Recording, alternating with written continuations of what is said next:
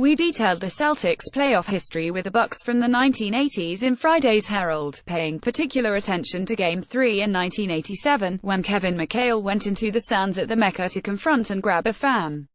McHale had a good laugh as he went over the details, and the opportunity to further the story was presented when we ran into Hall of Famer to be Rod Thorne at a Bucks practice.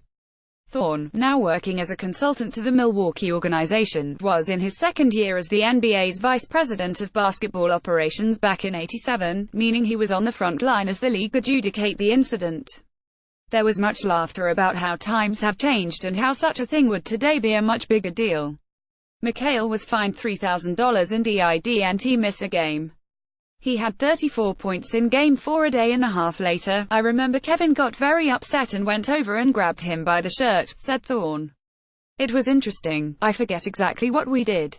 What did we end up doing? Told the fine. Thorne shook his head and repeated, $3,000. He was then informed that McHale let on that Red Auerbach paid the fine for him. No, you weren't allowed to do that even back then, Thorne said with another laugh. I didn't hear that. Standing in the Bucks' new practice facility across the street from the arena they'll be playing in next, which is across another street from where they're playing now and across yet another from where they were playing back in '87. Thorne dug deeper. In thinking back, I remember that the person was so obnoxious, he said. When we did our due diligence and looked into it, he was lucky somebody didn't do it earlier. He was just so obnoxious. And Kevin just grabbed him by the shirt and pulled his shirt, so we determined it wasn't a suspendable offense.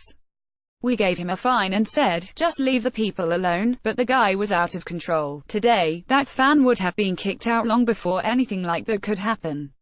A player would have said to security, hey, this guy's out of control, and McHale would have faced a heavier fine and almost certainly a tough suspension. Very possibly, said Thorne of the latter, but it was a different world back then. Professional pros. A pair of Celtics are quite deservedly on the final ballot for two of the awards chosen and presented by the Professional Basketball Writers Association.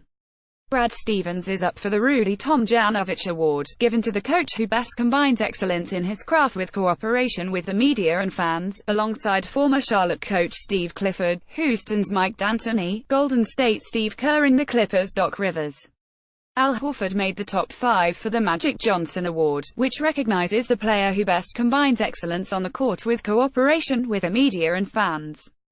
Toronto's DeMar DeRozan, Golden State's Kevin Durant, Oklahoma City's Paul George and San Antonio's Manu Ginobili are also on the ballot. I do think it's a big honor, said Horford. I think you guys and the fans appreciate how we communicate, so, yeah, that's pretty cool. Horford's eyes widened when we mentioned Ginobili among the other final nominees. Just a big Manu fan, he said. If I get it, obviously I'm going to be really happy, but he's a guy that I really like and I wish him well. Sleep on this one. Aaron Baines never expected to be paying this much attention to sleep. The big lug would plunk down and catch his ZS whenever he got the chance.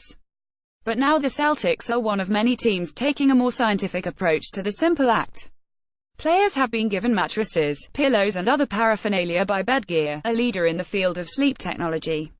Now Baines doesn't leave home, or, more accurately, for the road, without his pillow. I enjoy it, he said. It's always good to be able to travel with a pillow that you're familiar with. On the road, they change so much from hotel to hotel, so having something regular is a good thing. He's taken to the other gear as well. It's comfortable, Baines said. I sleep on the mattress more for game day naps and stuff like that. It allows me to get some good sleep and be more ready for the game. As for the Celts' greater emphasis on sleep, it's one of those things where the more research comes out, the more important you see it is. And you're trying to get every advantage you can, he said. It's good. As a team, we prioritize sleep. You know, we stay over if we're going to get in too late, and we have the later shoot around so we can get our sleep. And sleep is the best recovery you have, so we try to prioritize and get as much of it consistently as we can. Memories of those lost. It's been a rough week for many in the North Shore corner of the world with the passing of beloved Swampscott coach Dick Lynch. I feel guilty typing his first name, when it was always Coach Mr. and Town of Nahant legend Billy English. Then on Thursday, sports fans in the Boston area and well beyond lost a dear friend when Gil Santos on his birthday. We say friend, because that's the way Gil dealt with his audiences. He spoke with them, and they knew it. They felt it, which is what ingrained him in fabric of New England.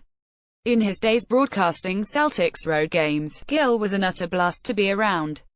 His dry humor made every dinner, hotel lobby and airport gate more fun. "How was your dinner?" Gill press his fingers together and bring them to his lips for a kiss. Moi. Average. Gil Santos had the talent to be a national star, but for the most part, we got to keep him all to ourselves. He was there for us on WBZ radio in the morning, then doing the games of the Patriots, Celtics, Boston College and others. And he was great. Average. That was for dinner and jokes.